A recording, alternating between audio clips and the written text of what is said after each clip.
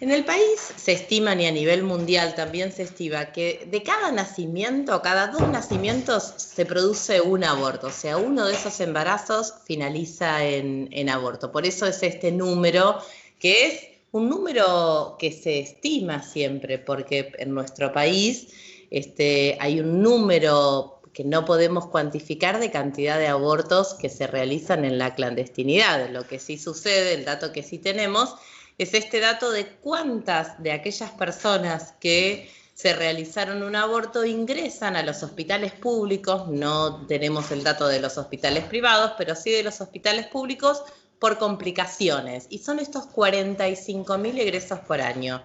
Y esas complicaciones pueden ser desde complicaciones leves a complicaciones graves e incluso al número de fallecimientos, o sea, hemorragias, infecciones, sepsis. Yo me quiero detener, Hernán, un segundo en las complicaciones. Una cosa es el número de personas que fallecen a raíz de haberse practicado un aborto en la clandestinidad, y otra cosa es el número de personas que queda con secuelas, muchas veces secuelas muy graves, incluso la imposibilidad de convertirse en madre si en algún momento lo desea. Y entonces esas consecuencias del aborto quedan mujeres sin úteros, sin ovarios, en la enorme mayoría y en la gravedad de las cosas. Y por otro lado, quedan muchas secuelas en relación a haberse hecho la práctica en la clandestinidad, a las consecuencias psicológicas, a las consecuencias de la vida sexual.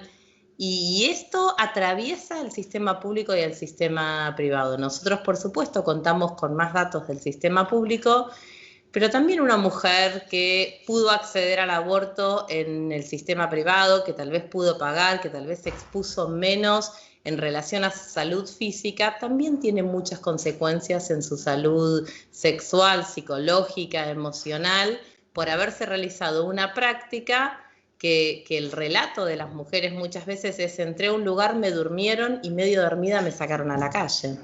En las provincias del NEA, otra cosa que observé en el informe son que tienen tasas de fecundidad temprana en niñas y adolescentes más altas que en el resto del país, que paradójicamente es una de las zonas donde algunos senadores, senadoras se oponen, ¿verdad? Sí. A la sanción del IVE. Otro de los aspectos críticos de esta problemática tiene que ver con la repitencia, la tasa de repitencia en niñas jóvenes o en adolescentes.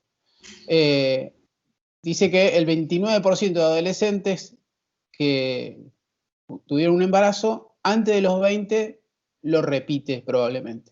Es un dato muy importante. Ese es un dato que viene de un informe que hizo UNICEF en un estudio de adolescencia y embarazo-adolescencia. El NEA y el NOA tienen las tasas más altas de embarazo en la niñez.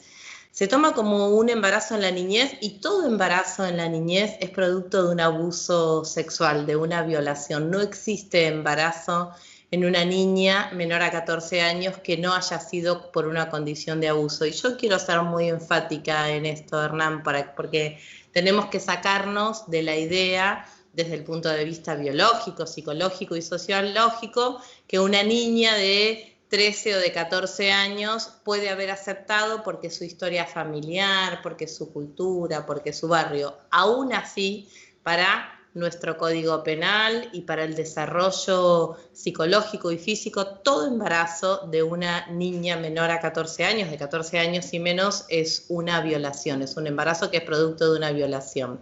Entonces, cuando uno ve estas repitencias de embarazo, o sea, que hubo un primer embarazo en una niña y tiene las tasas más altas de un segundo embarazo, o sea, de embarazos que se produjeron antes de los 20 años. Y ahí hay dos fenómenos para verlos muy claramente. Uno es cómo esa situación de abuso se cronifica, y esto es también lo que dice UNICEF en su informe, cómo se cronifica más allá de los 14 años, porque un nuevo embarazo a los 16 años de lo que habla es de la cronificación de ese abuso. Insisto, aunque esa chica de 16 años esté en pareja.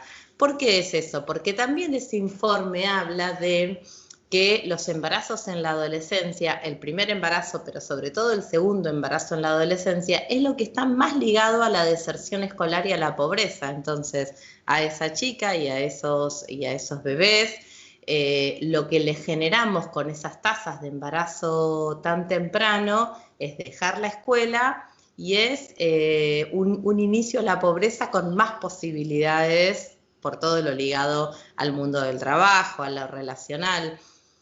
Y una expectativa de vida menor, que es algo que no está tomado en cuenta en esta discusión, pero es cuánto menos viven las personas en condiciones de pobreza, en condiciones de embarazo temprano, en condiciones de embarazo de adolescentes.